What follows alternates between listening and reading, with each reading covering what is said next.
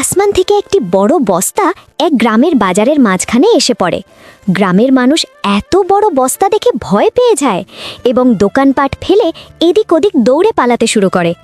এরপর কিছু সাহসী গ্রামবাসী বস্তার কাছে আসে। গ্রামবাসীরা বস্তাটি ঠেলতে ঠেলতে পাহাড়ের উপর থেকে জঙ্গলে ফেলে দেয়। বস্তাটি গড়াতে গড়াতে ঘন জঙ্গলের মাঝখানে পড়ে। ওই জঙ্গলে অনেকগুলো বানর ছিল। বানরগুলো বস্তার ভেতর থেকে সোনার আলো দেখে অবাক হয়ে যায় এবং বস্তাটি কাঁধে তুলে তাদের সাথে নিয়ে যায়। এদিকে গ্রামে হঠাৎ বন্যা আসে। সবার ঘরবাড়ি ভেসে যায়। গ্রামবাসীরা পথে বসে কাঁদতে থাকে, কারো কাছে কিচ্ছু নেই। তখন বানরগুলো সেই বিশাল বস্তাটি একটি বিশাল বড় নৌকায় ভরে গ্রামে নিয়ে আসে। গ্রামের মাঝখানে বস্তাটি রেখে মুখ খুলে দেয়।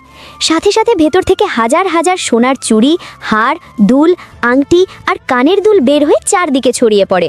পুরো গ্রাম সোনার আলোয় ঝলমল করে ওঠে। সমস্ত গ্রামবাসী গহনা পেয়ে আনন্দে নাচতে শুরু করে। কিন্তু বানরগুলো কান্না করতে থাকে, কারণ কেউ লাইক বা সাবস্ক্রাইব করে না।